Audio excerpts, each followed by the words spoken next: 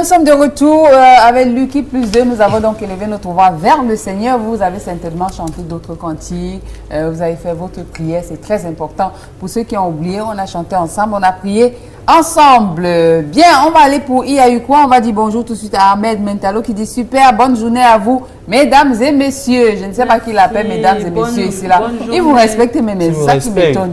Hey. Comment il fait pour vous respecter? C'est là qui est négligé. Mesdames.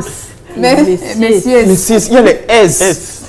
Oh. Bien, on va aller pour Iayoukwa tout de suite et on va commencer par ce qui s'est passé hier du côté du Commando. Commando, c'est un quartier de Douala, pas loin de Bonapriso, pas loin de Nubel non plus. Commando où il y a eu des corps qui ont été découverts dans un domicile. Et aujourd'hui, nous avons vu, et c'était en direct sur Facebook, moi j'ai vu quand Berthe Rose, que je vous présente aussi. Bonjour Berthe Rose. Bonjour. Comment vas-tu? Très bien. Alors, on va te dire vraiment merci d'avoir accepté de venir partager avec nous ce qui s'est passé là-bas. Alors moi j'ai vu, elle faisait un direct par rapport à cela, c'était hier soir, et je lui ai demandé si elle pouvait venir nous en parler de vive voix. Alors il se trouve que, de ce que j'ai compris, c'est un Malien qui enlevait des enfants. Tout à fait. Et qui avait créé, je ne sais pas, une fausse ou quelque chose comme ça. Est-ce que tu peux nous dire un peu ce qui a été... Oui, les faits se sont déroulés en Commando, non loin du marché Boya. D'accord. Donc, il avait loué un petit espace comme ils ont coutume de le faire. Oui. Donc, dans sa blanchisserie, il avait une petite porte à l'intérieur où il avait creusé une fosse. Oui. Et ce qui couvrait la fosse, c'était une machine à laver. Oui. Oui. Donc, le 27, on a cherché un enfant.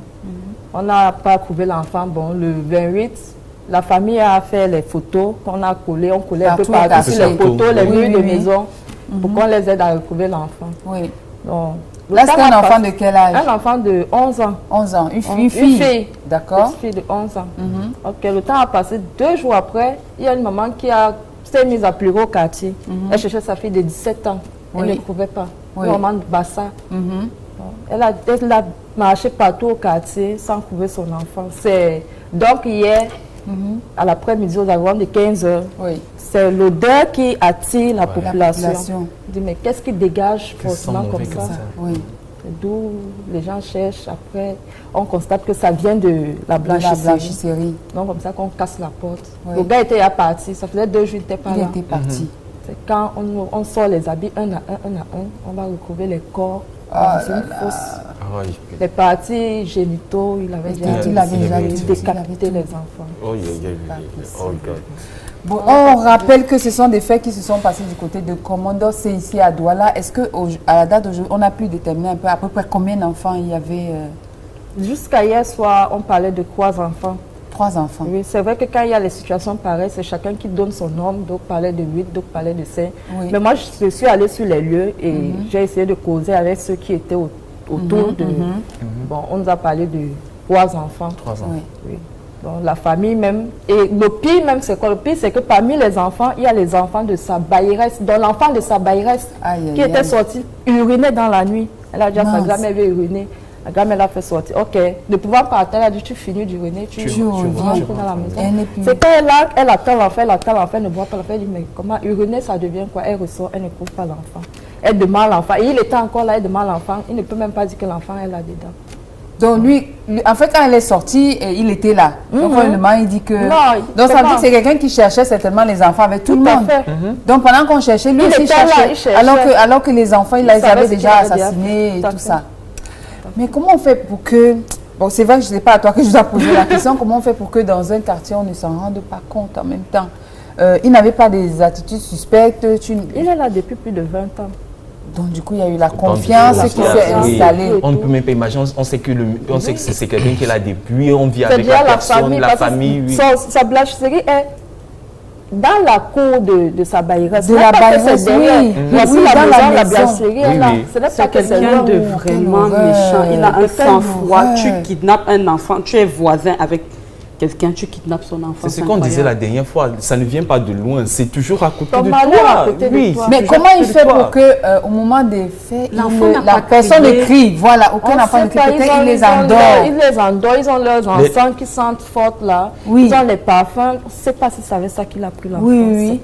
Oui, parce que même c'est de 17 ans, sûrement, il a dû mettre un truc et puis, oui. Parce que les parents étaient dedans, la grand-mère était dedans, l'enfant était dans la cour.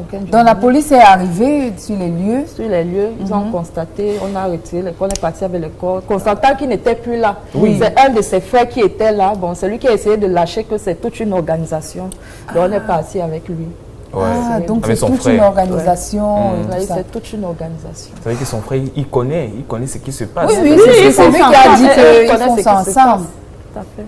Ah, j'espère qu'on va démanteler le réseau. Et puis maintenant, ce sont des Maliens, ce ne sont pas des Camerounais. Non, ce sont des Maliens. Et hier, après l'acte, bon, quand la population s'est fâchée, ils ont voulu manifester leur colère. Oui. Bon, ils se sont appris à l'un de leurs frères qui était là, qui voulait sortir la bouche. Oui. C'est vrai que la police l'a sauvé des mains de la population. Mais tous les Maliens ont fermé les boutiques hier. Boutique, cafétéria était fermée. Tout est fermé. Tout est Ce fermé. matin, quand tu es arrivé, est-ce que c'était ouvert? Ce matin, c'était fermé. C'était fermé. Si après, là, ils ont ouvert, c'était fermé. Parce que ce qui va se passer, effectivement, c'est compliqué. Donc voilà tout un réseau. Ben, on espère que les forces de l'ordre ont pris les choses en main et que effectivement on va éclaircir cette histoire et qu'on sache exactement qu'est-ce qui s'est passé, comment c'est possible que ça se passe dans un quartier comme ça. Ça veut dire qu'il faut être très vigilant. Tout à fait. Protéger vos enfants. Oui, c'est ça. C'est l'appel à la vigilance encore radicale des parents. Est-ce qu'aujourd'hui on sait si c'était que des filles ou s'il y avait des garçons aussi? Que des filles. Parmi les, c'était que les filles. Dès que les filles, parmi, il y avait 11 ans, 9 ans et 17 ans. Sûrement, ils ont d'abord suivi un viol, la vente, tout ça. Bon, ça, on ne sait pas, mais ce qui est sûr, c'est que ça doit être le genre de personne qui était très poli, très gentil au quartier. Oui. Comme ça, il avait déjà gagné la confiance des gens. Mais la semaine passée, on l'a dit ici, les étrangers ne sont pas assez surveillés dans notre pays. Dès qu'on te voit, tu as un peu d'argent ou beaucoup d'argent, directement, que ce soit les autorités, on te donne une certaine confiance. On donne du crédit. Oui, on te donne. Mais en même temps, tu sais, des fois, tu arrives dans un quartier, tu es tellement poli, tu es tellement gentil qu'on t'adopte. Parce que les Camerounais, nous sommes un pays voilà, on accueille tout le monde. Oui. Et la plupart du temps, tu vas te rendre compte que vous êtes même amis avec des familles étrangères, c'est plus que de la famille, parce que vous vous êtes rendu compte que des comportements et tout ça. Mais là, ça ressemble, c'est-à-dire que c'est du terrorisme, quoi. C'est-à-dire que il faut faire gaffe. Je ne sais plus, on ne sait plus à qui il faut faire confiance en réalité. Et aussi avec ces gens-là, vraiment, on a tellement confiance sur toi, ces gens-là, parce qu'il va ouvrir une boutique. On sait que ce sont des gens qui sont toujours casés. Ils sont polis. Donc directement, tu ne vas pas faire... Tu baisses la garde, comme on dit. Tu enlèves ta barrière de bruit. Cette politesse-là, c'est pour cacher quelque chose. Effectivement, parce que c'est ça, il faut être très vigilant. Parce que ces gens-là, derrière les boutiques, ils sont toujours derrière. Tu ne sais pas ce qui se passe derrière. Ils sont toujours derrière, tu ne vois même pas. Mais si les odeurs, ce sont les odeurs qui ont attiré les populations, ça veut dire que ça fait pas longtemps qu'il a fait. Qu'il a commis. Peut-être qu'il le faisait déjà ailleurs. Pas là, et que là, il s'est retrouvé obligé de le faire sur place. De toutes les façons, il ne pouvait pas aller plus loin avec la petite, parce que les gens l'auraient vu certainement dans le quartier et tout le reste. Donc, il a fait ça sur place et... Oh mon Dieu, quelle horreur. On va dire beaucoup de courage aux familles. Parce que j'imagine la grand-mère, tu sais, qui allait faire pipi et tout ça. Vraiment beaucoup de courage. C'est vraiment beaucoup de courage et vraiment, au niveau d'un commando, est-ce qu'il y a l'organisation, par exemple, quelque chose comme l'autodéfense, des choses comme ça? Oui, il y a l'autodéfense. Il y a l'autodéfense. C'est vrai que les autochtones, je ne sais pas si je veux dire les autochtones, parce que c'est eux qui sont beaucoup plus visés. Bon, ils ne s'adonnent pas, ils n'encouragent pas les jeunes du quartier, parce que quand les jeunes du quartier s'organisent en autodéfense, chaque fin du mois, ils passent à chaque fois. Oui, bien sûr, que chacun donne 1000 francs par mois. Mais il y a des familles qui les insultent. Quand ils arrivent, ils toquent à la porte, ils ne toquent plus, ils avancent les mots déplacés. C'est ce qui fait que ça décourage. Donc, du coup, à un moment donné, ils sont obligés de laisser. Quand ils sollicitent encore, ils reviennent. Donc, c'est plus fréquent, c'est plus permanent. C'est très important. Vraiment, c'est très important la sécurité. On sait que l'État ne peut pas tout faire, ce n'est pas possible. Que chaque quartier s'organise. Et justement, ce système d'autodéfense marche bien dans certains. Tu ne peux pas t'amuser à Deido, par exemple. Tu ne peux pas t'amuser en Dogbong, par exemple. Donc c'est très organisé et il est important d'encourager donc ces jeunes qui choisissent justement de sécuriser. Je suis convaincue que si ces gars-là avaient mis en place de manière permanente, ce ne serait jamais arrivé. Non, ça ne serait pas arrivé. Ça ne serait jamais arrivé. Donc quand ils viennent vers vous pour demander 1000 francs par mois, on va dire si on dit par jour, ça ne fait même pas 10 francs par jour. Ça ne fait pas 10 francs par jour. Donc vraiment c'est très important. Il ne faut pas surveiller vos enfants. Faites attention à vos voisins, obligé de les dire, hein. Faites attention à vos voisins aujourd'hui. Tout changement ou mouvement suspect, il faut vraiment faire attention à cela et il faut dénoncer. Il faut apprendre à dénoncer parce qu'on se rend complice la plupart du temps des choses qui se passent. Et puis après, vraiment, la pauvre grand-mère, c'était pas possible. Parce qu'elle avait même déjà perdu sa fille dans des circonstances un peu pareilles.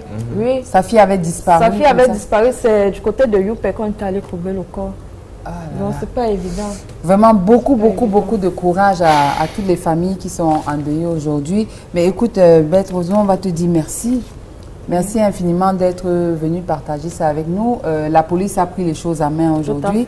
Les enquêtes sont certainement en cours et on croise les doigts pour que ce réseau soit démantelé et que toutes ces personnes payent pour les crimes qui ont été commis. Voilà. Bon, écoute, tu es sur Sun TV quand même. C'est vrai que c'est triste. Mais normalement, on partage le soleil. C'est un lundi, on démarre par une nouvelle comme celle-là. Mais derrière toute chose, la vie va continuer et puis il faut prendre le bon bout de la vie. Tu sais chanter? Je me débrouille, casserole. Tu chantes quoi? Tu chantes quoi, Beth Rose? Oh, je ne sais pas, musique religieuse. On dit quelle chanson? Donne un peu une chanson. On va t'accompagner. Nous, on est la chorale. En ce moment, ce qui me plaît, c'est la musique de Loco. Oui. Bon, c'est vrai qu'il ne croyait pas parler anglais ou se poser anglais. Bon, on va la chanter. En fait, il y a Ben qui va faire les chœurs. Qui va faire les chœurs? Oui, après, on va juste suivre dans ce sens-là. Like you, baby. That's why I like you. That's why I need you, baby. Pour des raisons que je peux t'expliquer. Oh, we love, baby. So I love you. So I need you, baby. I have to let go. I have to let go. Ne gâtez pas la voix de Beth Rose. Chante. Baby, oh. On fait les chœurs. Mon ami, oh, oh. Ma chérie. Je ne pourrais supporter ton regard qui me dit je t'ai trahi, oh, oh. Ma chérie. Universal va bloquer. En fait, c'est que Universal va bloquer parce qu'elle ressemble à celle de Locola. Non, elle ne va pas bloquer. C'est pas la chanson de Loco. C'est tout ce que c'est la chanson de Loco. Mon micro ne passait pas. Bon, c'est le remix. C'est le remix. Voilà. Est-ce que tu as un message à passer avant de partir? Après cette situation, c'est juste demander aux parents d'être vigilants avec leurs enfants. Ne plus faire confiance, ne plus se fier au sourire de celui qui est en face, parce que derrière un sourire éclatant se cache une tristesse et des mauvaises actions. Le diable. Le diable. Voilà. Le diable. Derrière un sourire éclatant se cache un bon diable. Voilà. Pire diable, Lucifer. Alors, protégez vos enfants et demandez-leur de ne plus prendre les choses des inconnus. Parce qu'on les prend toujours par un bonbon, un biscuit. Et puis bon. Alors, tu vas dire bonjour, tu ne salues pas les gens avant de partir. Salut les gens. Je vais même saluer qui est. Ton gars, commence par... Salut le gars. Mes amis de la page Facebook. Oui. Et qui encore?